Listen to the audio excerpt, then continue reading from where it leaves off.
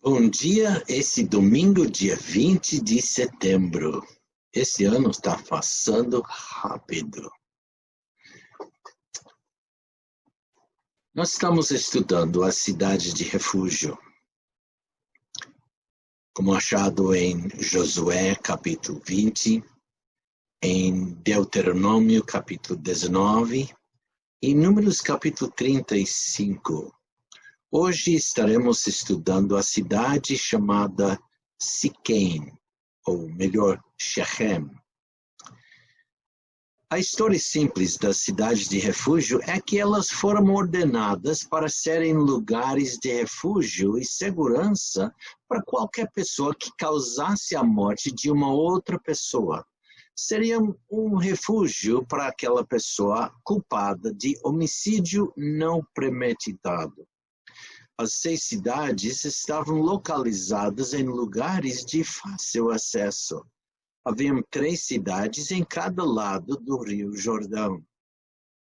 Elas servem para nós como lembranças visíveis da justiça de Deus e da libertação que Deus, na sua misericórdia, tem provido a cada homem.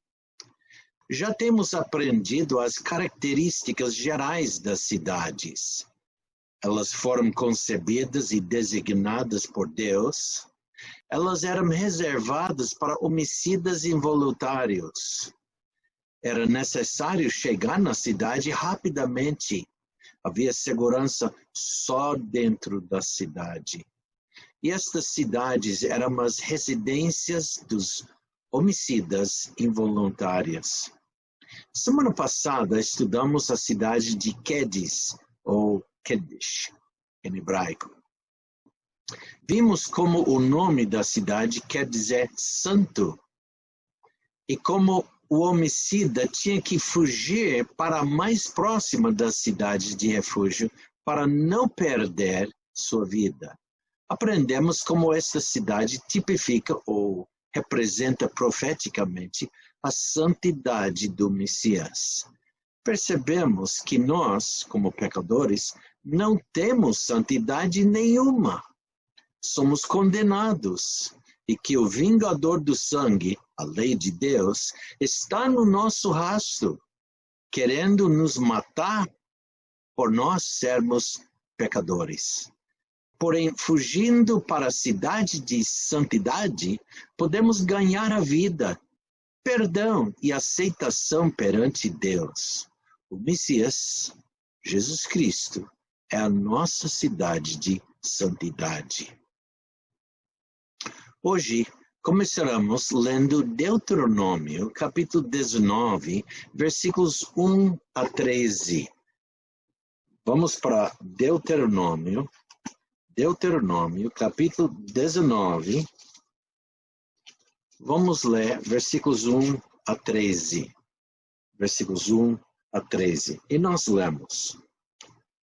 Quando o Senhor teu Deus desarraigar as nações cuja terra te dará o Senhor teu Deus, e tu as possuíres, e morares nas suas cidades e nas suas casas, 3 cidades separarás no meio da terra que te dará o Senhor teu Deus para a possuíres.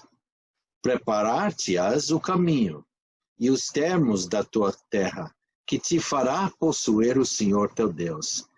Dividirás em 3, e isto será para que todo homicida se acolha ali.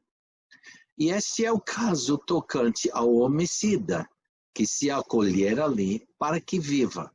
Aquele que por engano ferir o seu próximo, a quem não odiava antes, como aquele que entrar com o seu próximo no bosque para cortar lenha, e pondo força na sua mão com um machado para cortar a árvore, o ferro soltar do cabo e ferir o seu próximo, e este morrer.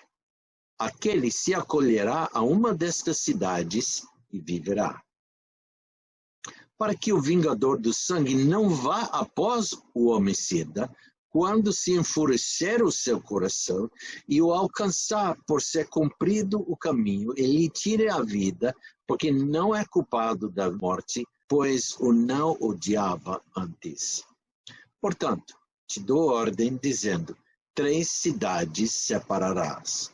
E se o Senhor teu Deus dilatar os teus termos, como jurou a teus pais, e te der toda a terra que disse daria a teus pais, quando guardares todos esses mandamentos que hoje te ordeno, para cumprir, amando ao Senhor teu Deus e andando nos seus caminhos todos os dias, então acrescentarás outras 3 cidades além destas 3, para que o sangue inocente não se derrame no meio da tua terra, que o Senhor teu Deus te dá por herança, e haja sangue sobre ti.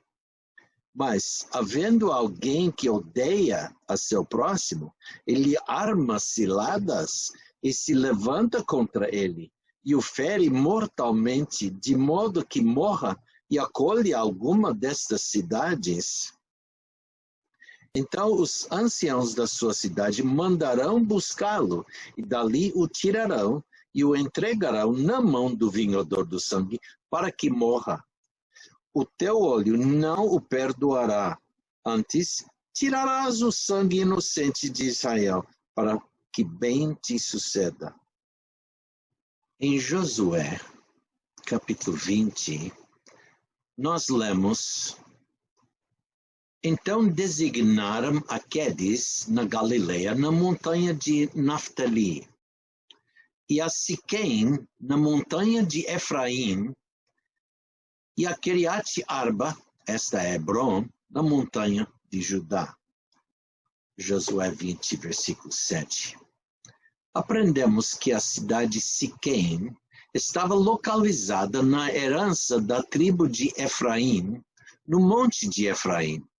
Notamos também que a cidade está situada bem no meio da terra prometida, ao lado oeste do rio Jordão.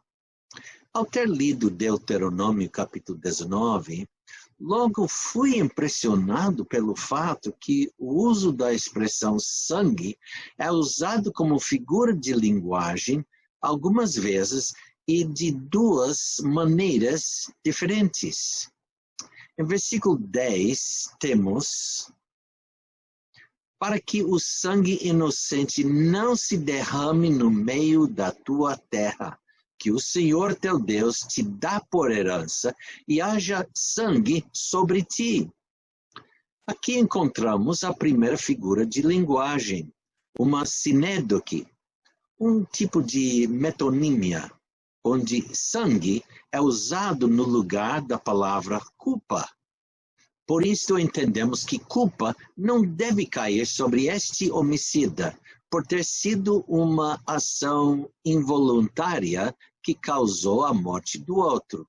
Note também que Deus está preocupado que a culpa também não caia sobre o tribo onde ocorreu o homicídio involuntário.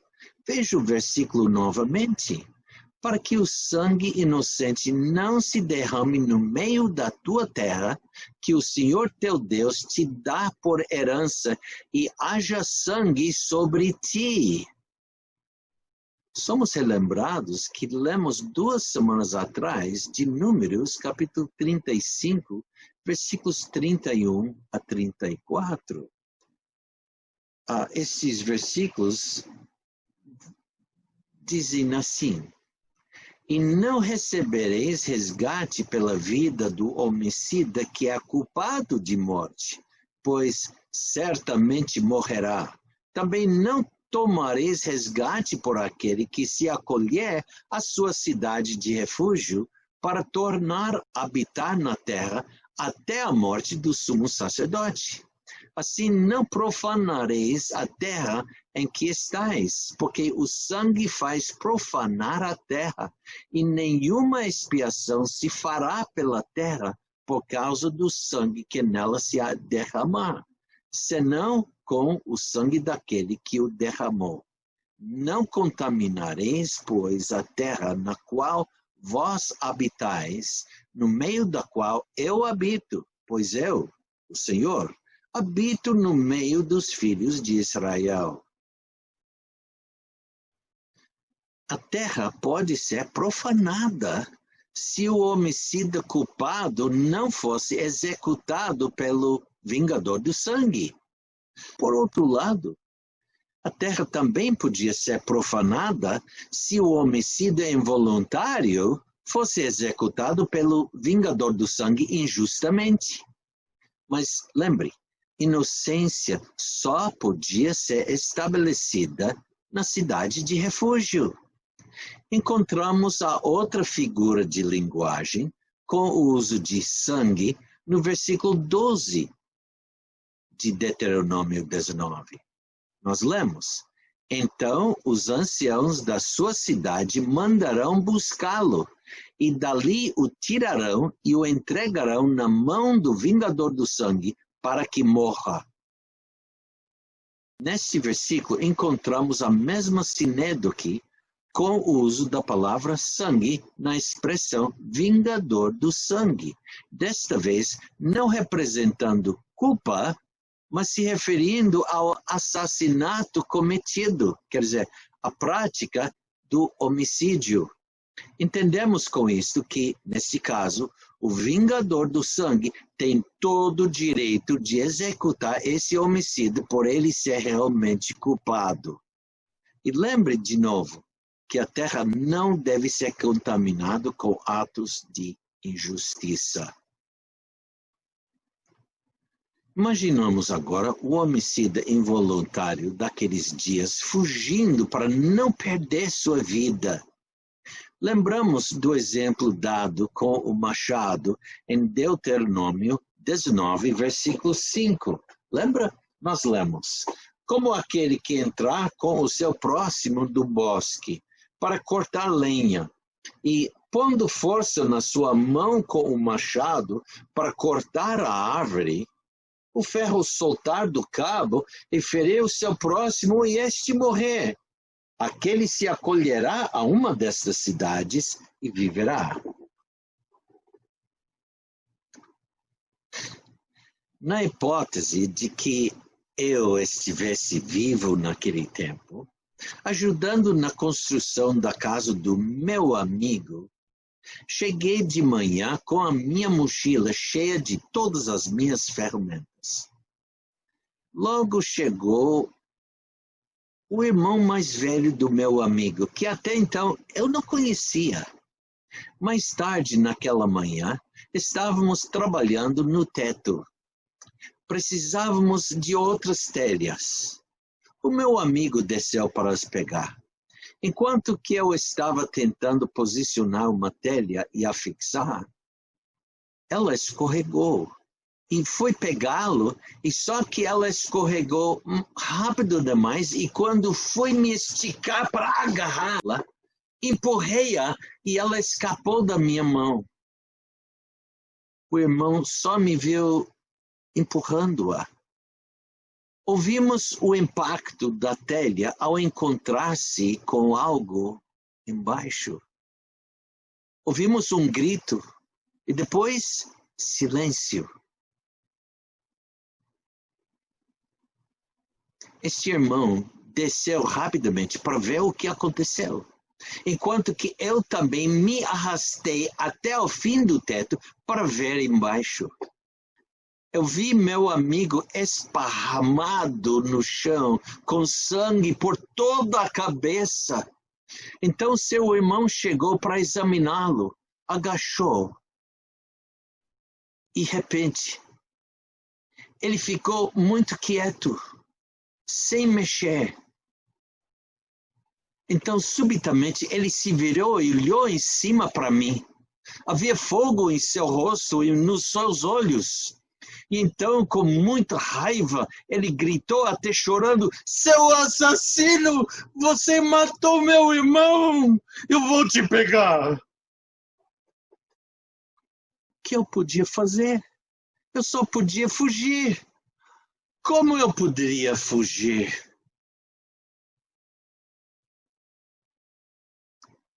Então me lembrei que a casa do vizinho estava perto e havia uma cerca alta entre as duas casas. Deixei no teto minha mochila pesada, passei rapidamente para o outro lado da casa, pulei do telhado para a casa do vizinho, desci rapidamente para o chão e fui embora antes que o irmão do meu amigo soubesse onde eu estava e que já estava numa outra rua fugindo. Eu tive que fugir, fugindo para salvar a minha vida. O irmão do meu amigo acabara de se tornar o vingador do sangue e estaria atrás de mim. Ele rapidamente estaria no meu encalço. Eu corri, não ousei parar em lugar nenhum. Lembrei-me de que a cidade de Siquém ficava a cerca de 10 quilômetros de distância. Fui correndo. Depois de correr um pouco, percebi que ainda estava com meu martelo pesado na mão. Isso não estava ajudando, então rapidamente o larguei. Eu logo fiquei sem fôlego. Eu estava suando muito. Então me lembrei que estava muito frio naquela manhã quando saí de casa e ainda estava com meu pesado agasalho de lã. Rapidamente eu arranquei, o joguei no chão. Eu continuei correndo. Em seguida, esvaziei meus bolsos de tudo que pudesse impedir minha rapidez. Achei que estava em boa forma quando percebi que tinha outro peso que carregava. Esse foi o peso de ter causado a morte do meu melhor amigo. Como isso foi acontecer? Ele está atrás de mim. O que eu poderia ter feito para ter evitado isto? O que sua esposa e filhos farão? Como eles viverão agora? Fui eu causei a morte dele. Eu sou a causa do sofrimento em toda aquela família. O que minha esposa vai dizer? E meus filhos? Ai de mim! Eu só posso correr. Quanto mais esses pensamentos passavam por minha mente, pior eu me sentia. Mais pesado se tornava meu fardo. É isto que foi o peso na minha mente ao pensar do que aconteceu. Eu não consigo me libertar. É apenas uma história que inventei, para que pudesse imprimir em sua mente como era a possibilidade de fugir de um vingador de sangue, ou de se tornar um vingador de sangue. Mas sabe de uma coisa? O vingador do sangue estava agindo sob a antiga autoridade de Gênesis 9, versículo 6, ao procurar vingar a morte de um parente próximo. Lemos isso assim: quem derramar o sangue do homem, pelo homem o seu sangue será derramado, porque Deus fez o homem conforme a sua imagem.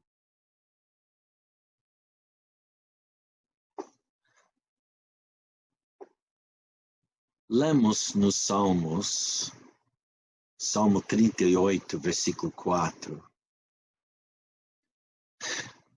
Pois já as minhas iniquidades ultrapassam a minha cabeça. Como cargo pesada são demais para as minhas forças. Salomão escreveu: quem poderá dizer, purifiquei o meu coração, limpo estou do meu pecado? Ninguém. Deste peso, o homicida só pode se livrar ao chegar e entrar na cidade de refúgio, a cidade de Siquém. Ele pode a cidade ver, mas é longe. está chegando, mas que peso! Que pesado! Está agora na porta. Entrou, está seguro.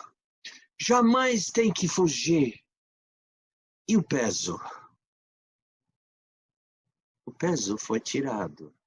Sabe o que quer dizer o nome Siquém? No hebraico, a pronúncia é Shechem. Significa ombros. Nos ombros é o lugar para carregar peso. Com a vinda do sumo sacerdote, houve o julgamento. Ele foi declarado inocente, o peso foi retirado dos seus ombros. Agora está aliviado e pode descansar. Vamos agora pensar do homem pecador culpado hoje em dia. Como as cidades servem como tipos messiânicos, podemos ver como esta cidade também é um quadro nítido da obra da salvação feito por Mashiach Yeshua. Nós que temos fugido a ele, nosso Shechem, temos salvação. O peso da nossa culpa de pecado foi tirado de nós, e nossa Shechem levou a nossa culpa nos seus próprios ombros. Temos achado refúgio e expiação nele. A carga foi levada, foi tirada. Nós lemos em Isaías 10, versículo 27. Vamos lá. Isaías, versículo 27. E acontecerá naquele dia que a sua carga será tirada do seu ombro e o seu jugo do teu pescoço. E o jugo será despedaçado por causa da unção. Nós lemos também em Isaías capítulo 9, versículo 6. Porque um menino nos nasceu, um filho se nos deu, e o principado estará sobre os seus ombros. E se chamará o seu nome Maravilhoso, Conselheiro, Deus Forte, Pai da Eternidade, Príncipe da Paz. Paulo descreve essa ação. Vamos para Romanos capítulo 7. Romanos capítulo 7. Quero ler versículos 24 e 25. Romanos 7, versículos 24 e 25. Miserável homem que eu sou, quem me livrará do corpo desta morte? Dou graças a Deus por Jesus Cristo, nosso Senhor. Assim que eu mesmo com o entendimento sirvo a lei de Deus, mas com a carne, a lei do pecado. Paulo também escreveu em 2 Coríntios capítulo 1. 2 Coríntios capítulo 1, versículo 10. O qual nos livrou de tão grande morte e livra, em quem esperamos que também nos livrará ainda.